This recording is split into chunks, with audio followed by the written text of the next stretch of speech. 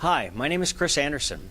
I'm from the College of New Jersey in the School of Engineering and the Center for Excellence in STEM Education. Through our center over the last 18 months, we've sought out key school districts across New Jersey where we thought we should be able to collaborate with those leaders and teachers to develop model programming, not just for STEM, but for integrative STEM, iSTEM, using the engineering design process as a way to engage students in multiple content areas as they solve real-world problems, not just math problems, but real problems and engineering problems out there in the world that don't just have one right solution. In that type of an environment, especially in the college level and out in careers, it's risk-taking and creativity that yields new products and innovations and is then rewarded.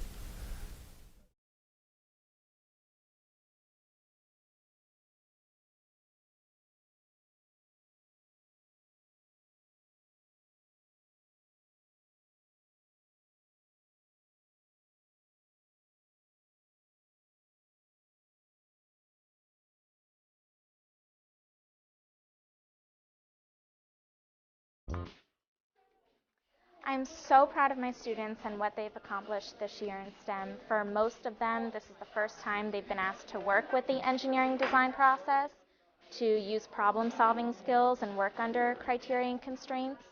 The skills we're asking them to use, spatial reasoning skills as they 3D model, as they build something from a scaled blueprint that they've designed themselves. They're keeping engineering notebooks. These are college-level skills that we're trying to ask from them now, but what's really important about this class is we reach the students in middle school. So we keep that excitement going. Most of these students have a love for science in elementary school, but studies have shown that they lose interest for the subject matter as they get older. STEM as an acronym just stands for Science, Technology, Engineering, and Math. But here at Winslow, we're providing teachers with the pedagogy, the science of curriculum, instruction, and assessment that goes with this integrative STEM education, which is being touted now as a new academic discipline.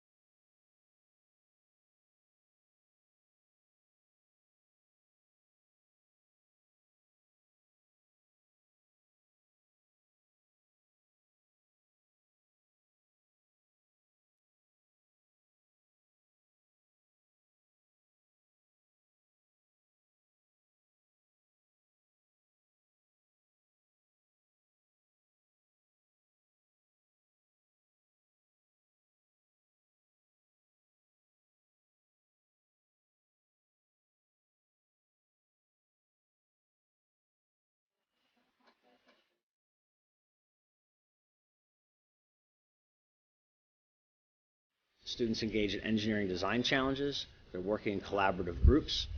They're not just making models following a set of blueprints or instructions. They're designing things to solve problems, testing them, collecting data, and using that evidence to justify a redesign. STEM has become one of the most widely used and also most widely misunderstood terms in education today. But it seems that anywhere you go and you're listening to news about education, you hear something about STEM. In most cases, STEM is taught separately. Science is taught separately from math. Technology is treated as primarily educational technologies, computer technologies, and engineering is often thought of as a vocation and as a career. What I like about the 3D printer is that we could use it in so many different ways. One is that we use it for the beginning of the year design challenge where we each made our own accessory. We all got to print it and it's really cool because it's like it makes it in front of your eyes. And we also used it in our recent design challenge, which was the solar car. Some people used 3D printed wheels instead of regular wheels since they're lighter because they're hollow in the middle. And it's really unique because engineers use the same equipment in like a wider scale to make like prosthetics and concrete houses.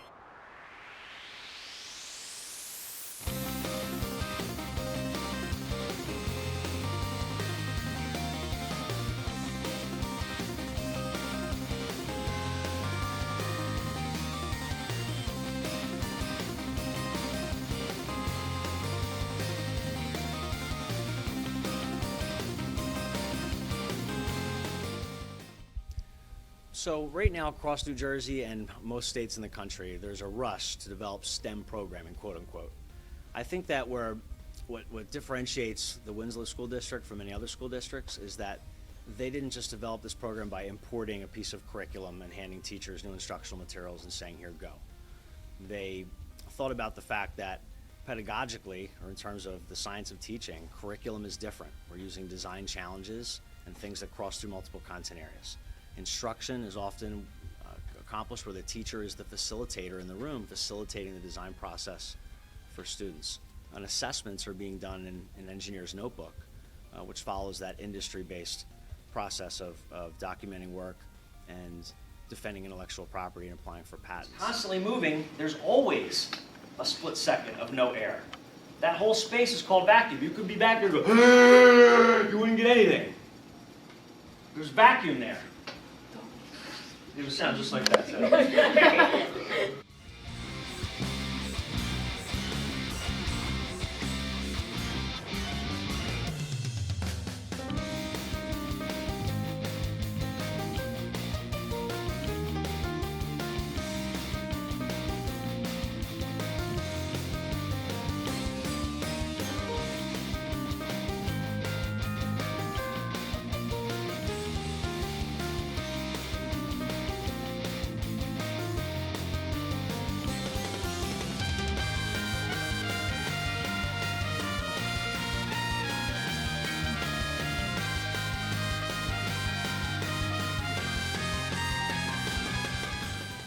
I love that this class presents opportunities to keep that excitement going.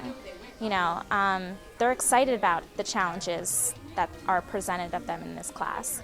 They ask for lunch passes to come on their lunch so that they can design. They love to work on their robots, and what's great about it is they're learning as they're engaged and really excited about the work we do in here.